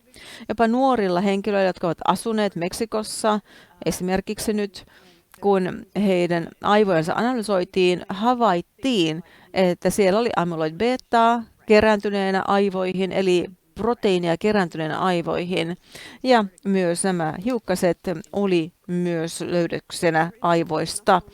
Eli ei pelkästään ole kyse riskeistä tässä, vaan siksi, että patologiset tekijät, jotka ovat aiheutuneet näistä ilmansaasteista, ovat samantyyppisiä kuin Alzheimerin taudissa. Henkilöt, jotka asuivat saastuneilla alueilla, kun tehtiin kuvantamista, aivokuvantamista, niin se näytti, että aivokoko pienenee myös näillä ihmisillä, jotka asuvat erittäin saasteisilla alueilla. Tämän lisäksi epidemiologia ja myös postmortem data on osoittanut sen, että meillä on ollut mutta myös lisäksi eläinmallitutkimuksia, joissa on otettu koe-eläimet ja altistettu heidät ilman saasteille, ja nämä tulehdus muokkautuu aivoissa, vaikka tämä olisi lyhytkestoistakin altistumista, ja näihin eläimiin kumuloitui Alzheimer-tyyppisiä patologisia ilmiöitä. Vaikka meillä on siis kokeellista tietoa ja myös todistusaineistoa epidemiologisista tutkimuksista, on edelleen paljon puutteita meidän tietämyksemme myös. Siihen liittyen, miten altistuminen ilmansaasteille, miten se on linkittynä siihen riskiin, että ihminen voi saada muistisairaan, esimerkiksi Alzheimerin. Ja yksi kysymys, johon me paneudumme tutkimuksessamme, on se, että mikä menee vikaan aivoissa. Mitkä ovat ne solutason mekanismit, joihin ilmansaasteelle altistuminen vaikuttaa ja mikä vaikuttaa puolestaan sitten aivoterveyteen ja Alzheimerin tautiin.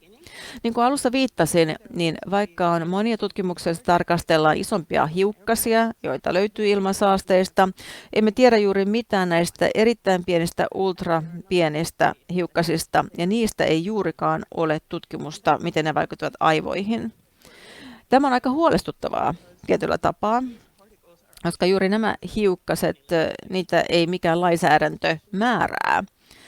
Eli kuinka paljon isoja hiukkasia voi olla ilmassa, siihen on olemassa sääntelyä, mutta näiden pienten osalta ei, koska ne ovat niin pieniä, mutta ne voivat mennä helpommin aivoihin kuin ne suurikokoisemmat hiukkaset. Tämän lisäksi ei ole selvää myöskään se, miten ilma, jota hengitämme, vaikuttaa aivoihin ja mitkä ovat mahdolliset sisäänmenoreitit, jota kautta saasteet pääsevät vaikuttamaan aivoihin. Tämän viimeisen asian osalta haluaisin vielä enemmän tarkentaa tätä nenä-aivoyhteyttä. Eli me hengitämme ilmaa. Miten mahdollisesti se vaikuttaa aivoihin tämän nenästä aivoihin olevan yhteyden kautta? Me uskomme, että kun tarkastelemme nenä-aivoyhteyttä tarkemmin ja ilmansaasteita, löydämme sieltä asioita ja voimme ymmärtää paremmin, miten nämä hiukkaset vaikuttavat kielteisesti aivoihin. Me käytämme tällaista solumallia, jossa on myös limakalvot mukana ja hajuepiteeli. Meillä on siis soluja, joita on otettu tuolta nenän yläosasta ontelosta. Paikallisessa puudutuksessa saadaan pieni pala antajilta, lahjoittajilta kudosta, jota tutkitaan tarkemmin ja katsotaan, miten solut toimivat ja minkälaisia muutoksia ilman saasteelle altistuminen vaikuttaa osoittavan näissä soluissa. Ja näytän nyt tuloksia tästä TUB-nimistä hankkeesta, johon viitattiin eilenkin erässä osiossa. Ja tässä on kaksi oikeastaan hanketta, joiden perusteella pyritään ymmärtämään ilmansaasteiden ja Alzheimerin välistä yhteyttä. Molempien hankkeiden tavoitteena on arvioida sitä, miten ultrapienet hiukkaset, jotka tulevat ilmansaasteista ja liikenteen saasteista, vaikuttavat näihin epiteeleihin, joita meillä on. Tarkoituksena määritellä, onko yksilöillä, joilla on jo Alzheimer, ovatko he alttiimpia UFP näiden pienen hiukkasten vaikutuksille. Tässä on paljon tavaraa yhdellä kalvolla, en nyt mene kaikkea läpi, mutta pääasia on se, että me käytämme lahjoitteen antamia soluja, jotka otamme soluviljelykseen ja sitä kautta altistetaan ne erilaisille saasteille, joita löytyy liikenteen muuta. Ja katsomme erilaisia testisettejä ja sitä kautta pyrimme ymmärtämään, miten solut vastaavat näihin saasteihin ja toivottavasti tätä kautta saamme lisää ymmärrystä, mikä on yhteys aivoterveyden ja ilmansaasteiden välillä. Tätä työtä on tehnyt Laura Mussalo, joka on väitöstutkija, jolla on myös oma posteri täällä. Ja tässä nopeasti käydään nuo tulokset läpi. Ja ensiksi halusimme ymmärtää, miten näiden solujen, hajuepiteelien yhteys toimii, miten altistuminen ilmansaasteelle muuttaa niitä soluja.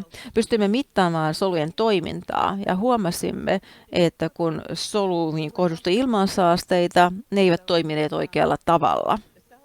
Eli toisaalta solut on järjestetty tietyllä tavalla hajuepiteeleissä ja limakalvoilla, ja kun ilmansaasteet tulevat, niin soluyhteydet häiriintyvät. Se tarkoittaa sitä mahdollisesti, että ilmansaasteet voivat estää nenä-aivoyhteyttä, ja tämä yhteyshän suojaa aivoja. Jos järjestelmä tulee ilman saasteita, niin ehkä soluyhteydet eivät ole niin tiiviit, jolloin ilmansaasteen hiukkaset pääsevät aivoihin saakka nenäreitin kautta. Ja jos tätä tutkitaan vielä lisää, halusimme tietää tietenkin eteenpäin, mitä nämä hiukkaset tekevät. Ja mukana oli OMEX-analyysi myös. Huomasimme, että altistuminen ilmansaasteille ja hiukkasille vähentää näitä solujen toiminnallisuuksia.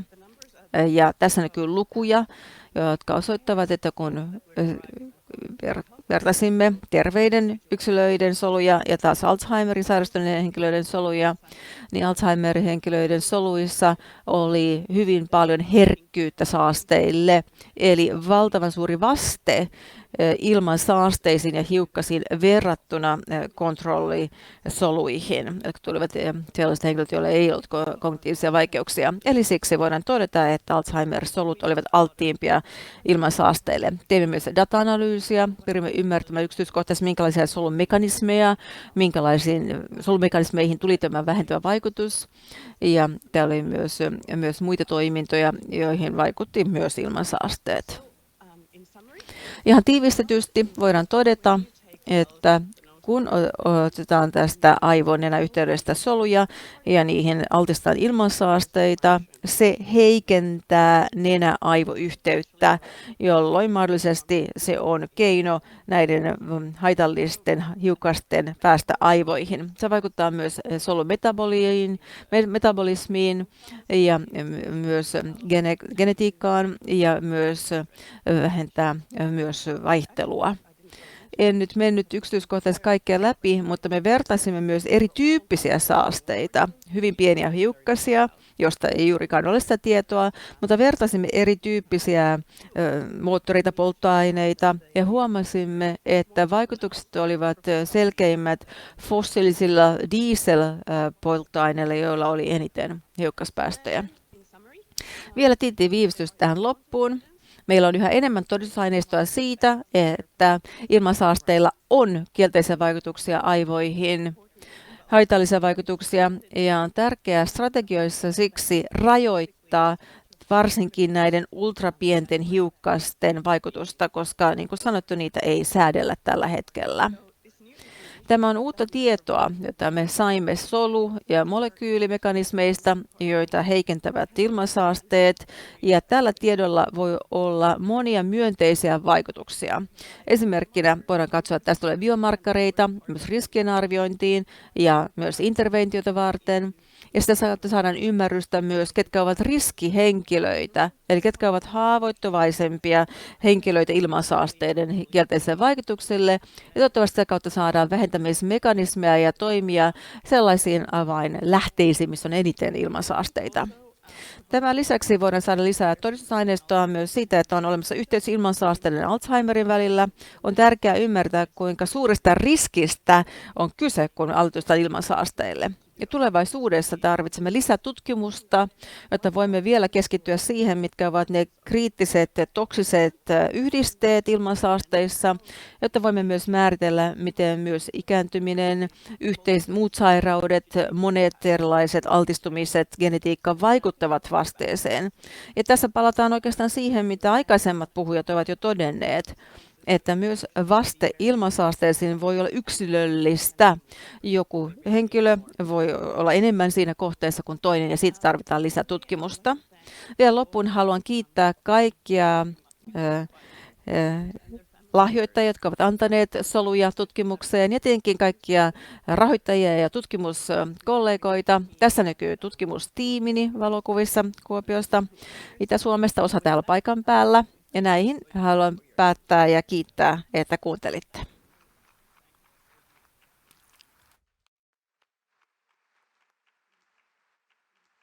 Kiitos, Katja. Todella uskomatonta ja mielenkiintoista kuunnella tästä tutkimuksesta, mitä olette tekemässä. Ehkä kysymys tähän.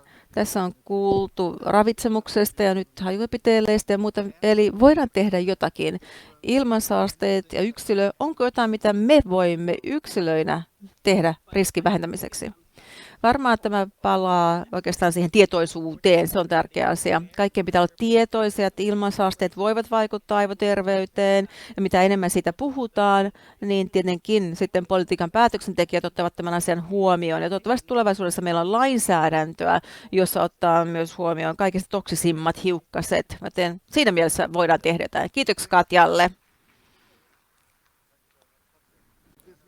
Ja tästä päästään hienosti viimeiseen puhujamme, joka on professori Giovanni Frisoni, jota ei tarvitse juurikaan esitellä, mutta hän on professori Geneven yliopistosta ja muistiklinikan johtaja.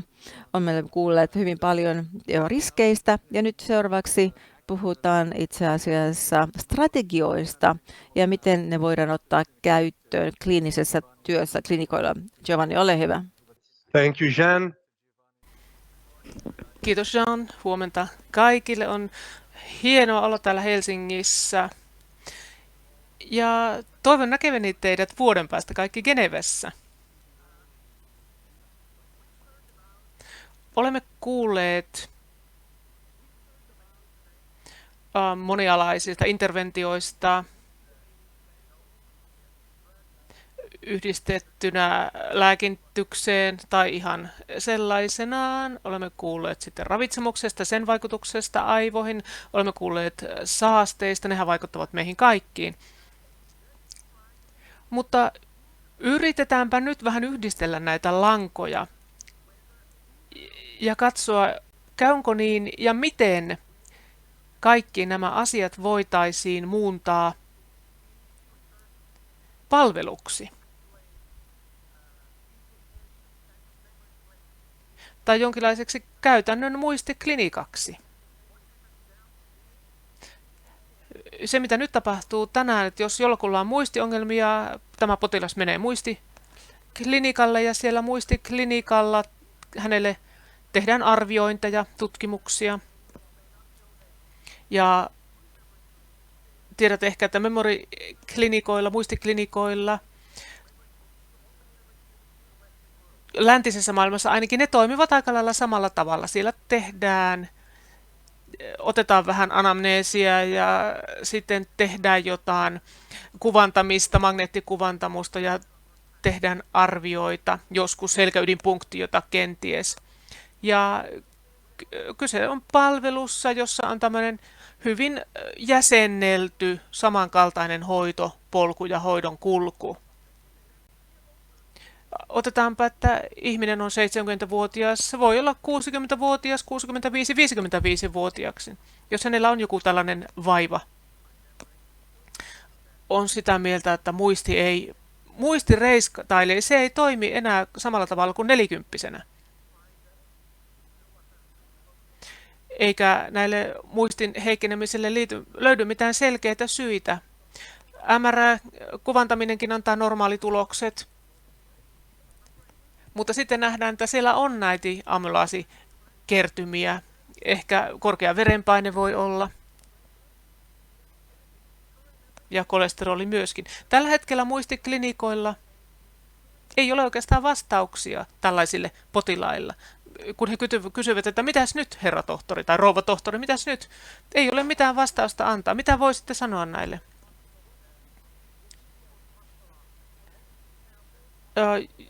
Siellä on 4 mahdollista vastausta. Mitä kertoisit? Älä huoli, jatka vain elämääsi. Tai sinulla ei ole vielä Alzheimerin tautia, vaikka on sitä amylaasikertymää siellä vähäsen ehkä. Tai sinulla on Alzheimerin tauti, mutta se on esikliinisessä, prekliinisessä vaiheessa. Emmekä sillä voi sen takia tehdä yhtään mitään. Tai sinulle voi kehittyä myöhemmin muistisairaus aivopatologiosi perusteella ja voimme kenties tehdä jotain asialle. Ja tuo viimeinen vastaus on tietysti se oikea vastaus ja siihen nyt keskityn tässä. Ja nämä suositukset ovat peräisin tällaiselta työryhmältä, aivoterveyden työryhmältä. Siinä on mukana monia ihmisiä, jotka ovat tänään täälläkin paikalla. Ja voitte käydä läpi tämän artikkelin, jos haluat. Jos vaikka illalla uni ei meinaa tulla, niin voitte lukea tämän raportin.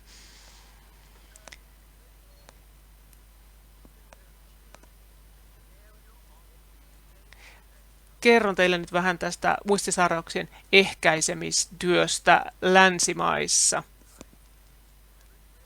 Siellä on ne muistiklinikat. Siellähän hoidetaan ihmisiä, joilla on jo kognitio-ongelmia. Voivat elää itsenäisesti tai tarvita tukea selviytymisessään. Heillä on positiivisia biomarkkereja, esimerkiksi aivorappeumaa, amylaasipositiivisia tuloksia ja kognitiivinen toiminta on heikentynyt. On tällaista tertiääristä ehkäisyä, koska tauti on jo tavallaan siellä ja sitten pyritään vain ehkäisemään sen vaikutuksia ja seurauksia ja sen vammauttavia vaikutuksia näiden potilaiden elämässä. Mutta nuo toimenpiteet ja nuo lääketieteelliset toimenpiteet, ne ovat tietysti diagnoosi ja hoito ja sitten kaikki mitä siihen liittyy. Ja tämähän on meille tuttua asiaa.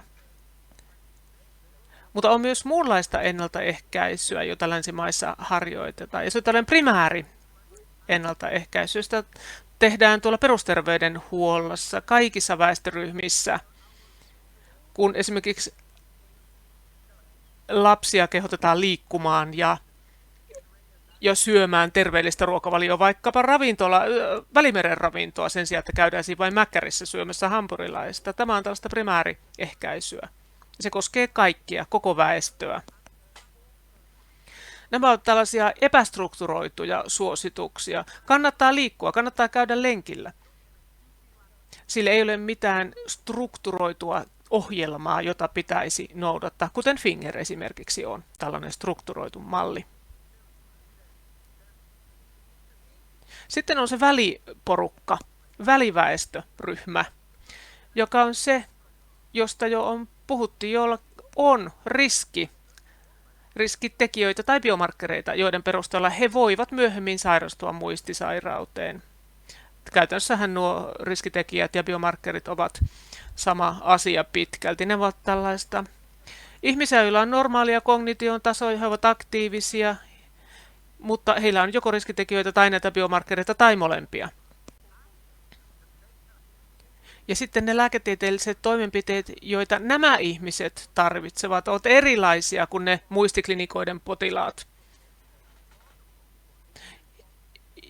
Ja nyt me olemme yrittäneet kehittää protokollia nimenomaan tälle väestöryhmälle, jotka ovat riskiryhmää. Ensinnäkin riskianalyysi ja riskeistä viestiminen ja tällainen henkilökohtainen yksilöllinen ennaltaehkäisy.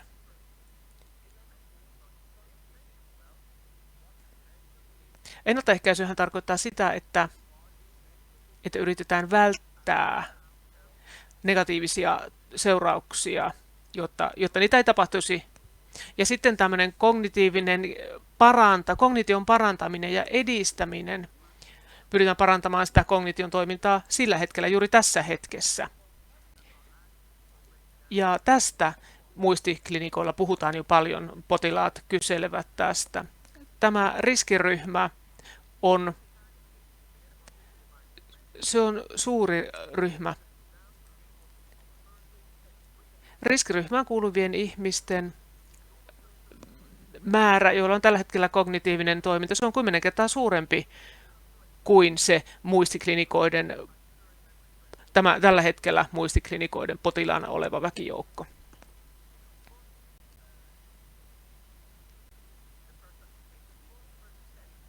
Ja ensimmäinen askel on tietysti riskianalyysi, riskien arviointi. Mitä se tarkoittaa? Se tarkoittaa sitä, että kerrotaan, että sinä olet suuremmassa riskissä tai keskitason riskissä tai sinun riskisi kehittää muistisairautta, sairastua muistisairauteen on pienempi tai keskisuuri tai korkea.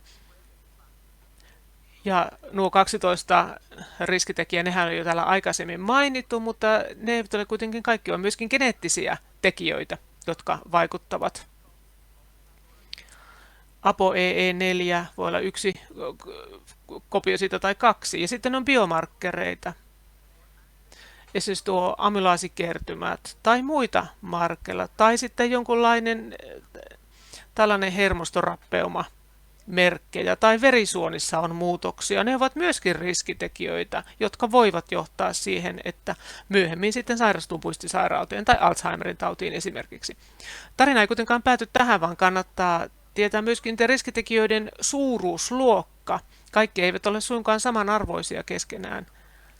En halua suututtaa tohtori Kannista missään tapauksessa. Tässä nuo 12 riskitekijää, ilmansaasteet. Sen riski on 1,1, eli se on hyvin pieni. Nuo muut tekijät, niiden suhteellinen riski on paljon suurempi, kuten tästä näette. En sano tätä vain siksi. En missään muuta halua sanoa siis tällä sitä, että ilmansaasteet eivät olisi merkittävä tekijä, kyllä ne ovat, mutta yksilön kohdalla niiden relevanssi voi olla pienempi kuin joidenkin muiden. Totta kai yhteiskuntien tasolla niiden merkitys voi olla suuri, koska ne vaikuttavat yhteiskunnissa lukemattomiin, populaatiotasolla lukemattomiin ihmisiin, ja sen vuoksi ne ovat merkittävä taakka yhteiskuntien tasolla. Mutta kun tarkastellaan yksilöitä, herra X tai rouva Y vaikka, en nyt puhu muista riskeistä, mutta muistisairauden kehittymisen riski ilmansaasteiden vuoksi heidän yksilöiden kohdalla on melko pieni suhteellisesti verrattuna muihin riskitekijöihin.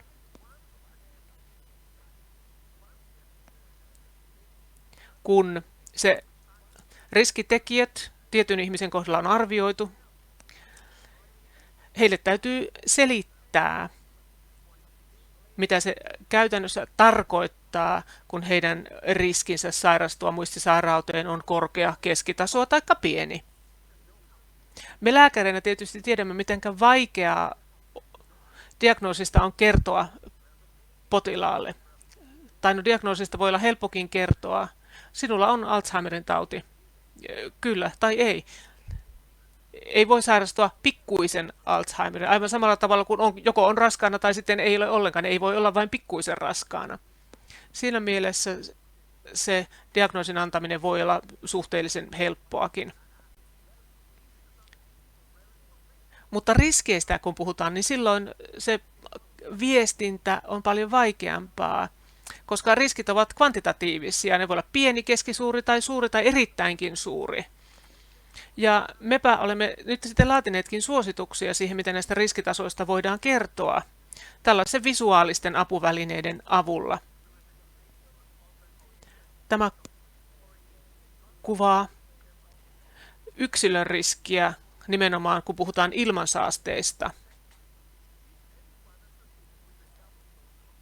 Ja sitten tuo ApoE-alleeli, jos se tulee molemmista suunnista, jos niitä on tuplaten. Tämä ehkä havainnollistaa tätä riskien suuruusluokkaa. 2 minuuttia jäljellä, kiitoksia siitä tiedosta. Ja sitten riskien vähentäminen, siitähän tässä viime kädessä on kysymys. Tiedämme näistä Finger-tyyppisistä interventioista. Mielenkiintoista asiaa tapahtuu paljon monessa maassa. Käytetään siis probiootteja alentamaan Alzheimerin patologiaan liittyviä tekijöitä. Tulevaisuudessa valmasti nähdään yhä enemmän tällaista transkraniaalisesta ärsykkeestä tai stimulaatiosta tutkimuksia. Sillä tavalla voidaan vaikuttaa ihmisten muistiin, jopa parantaa sitä mahdollisesti. Tässä ei ole nyt kyse mistään ristisanoista tai sudokusta, vaan tällaisesta terapiasta ja täysin hyvin jäsennellyistä ohjelmista. Ja tässä pieni yhteenveto siitä, mitä nämä palvelut pitävät sisältään. On 4 pilaria: riskiarvio, riskeistä viestiminen ja niin edelleen. Ja kognitiivinen tällainen harjoittelu, kognition kehittäminen.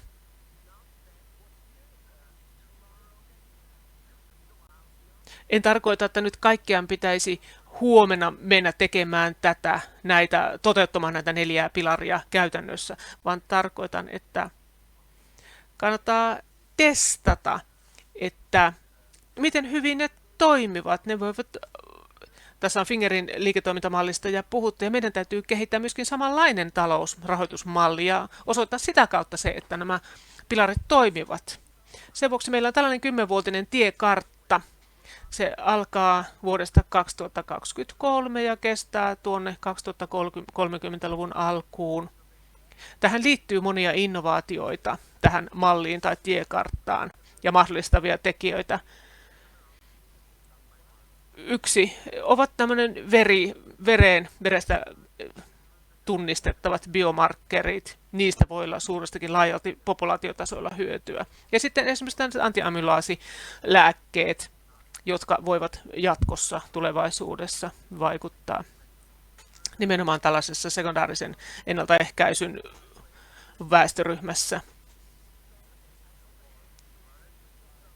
Ja se oikea vastaus, että sinulla on riski, voit sairastua muistisairauteen, mutta asialla on tehtävässä paljon. Se on se oikea vastaus.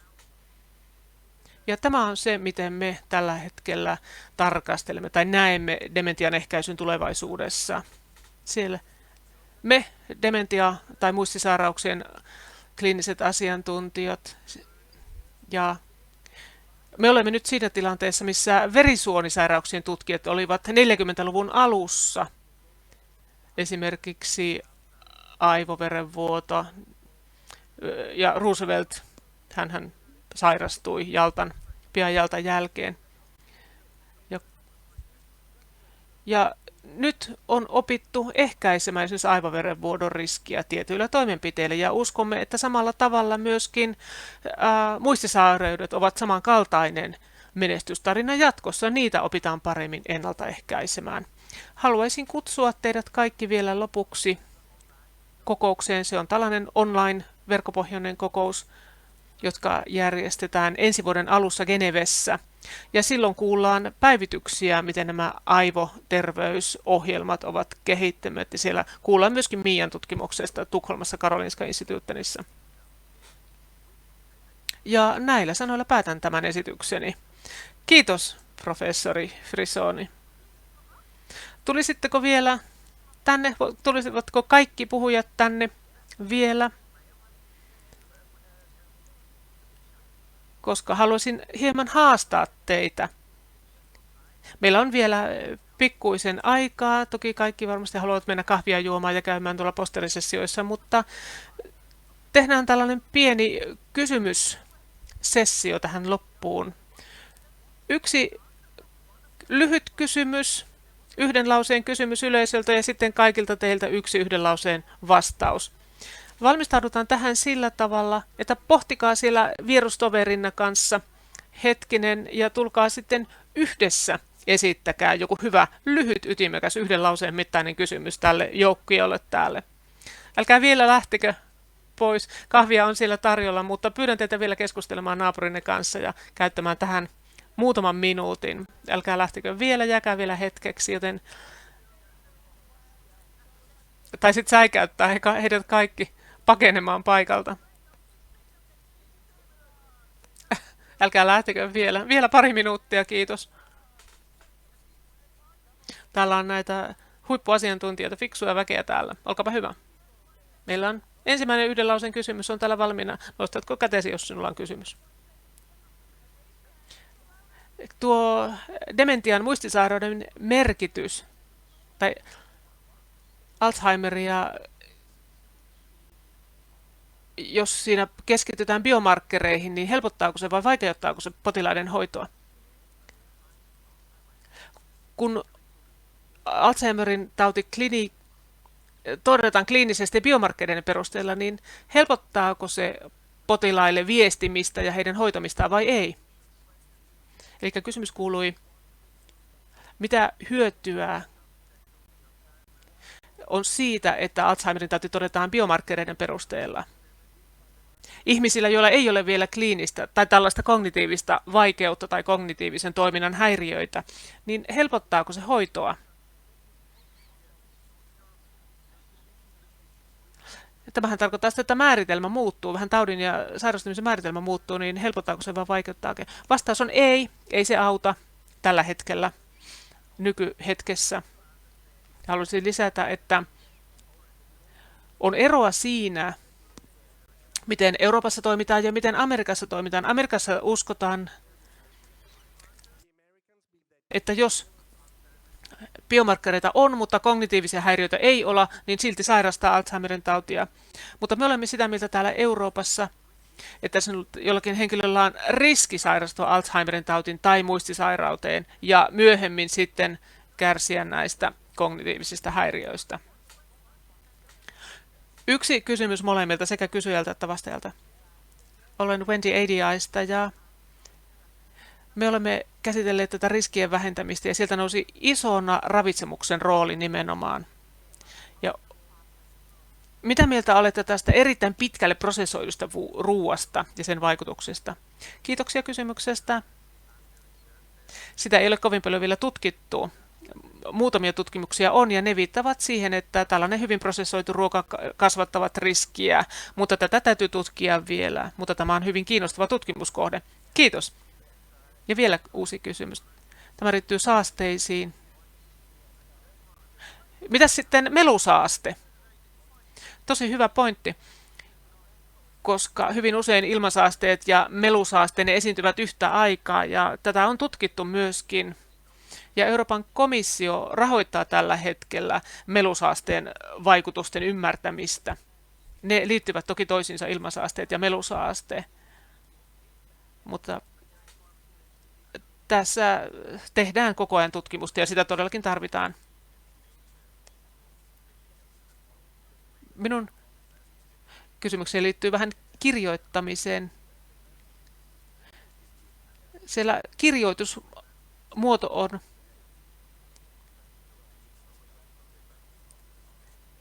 eli siis kyse on siitä, että se kirjoitetaan englanniksi eri tavalla heittomerkillä ja sitten tämän kysyjän kotimaassa se kirjoitetaan eri tavalla.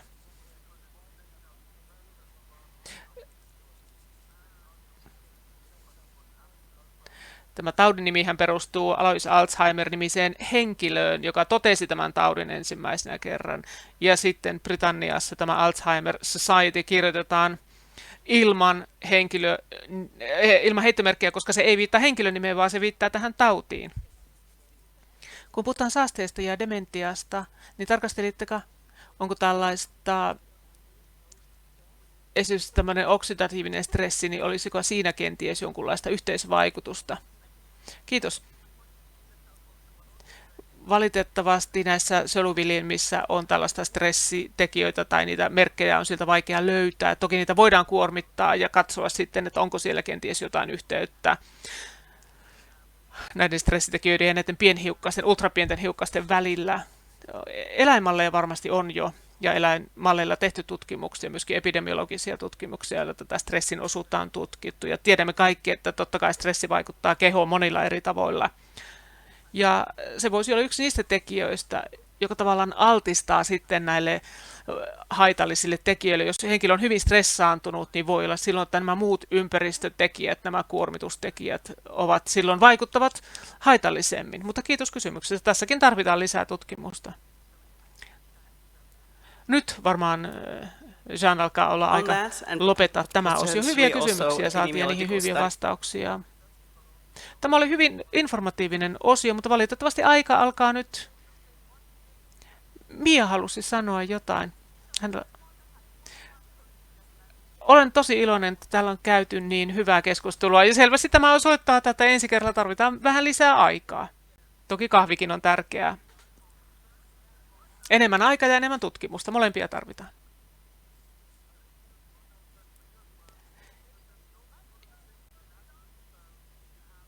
Ja meillä on nyt seuraavaksi 8 rinnakkaissessiota, joista voitte valita, ja sitten palataan tänne plenaariin myöhemmin päivällä. Käykää tutustumassa noihin postereihin myöskin. Siellä on paljon hienoa sisältöä nähtävillä. Ja nyt päästän teidät nauttimaan kahvitauosta.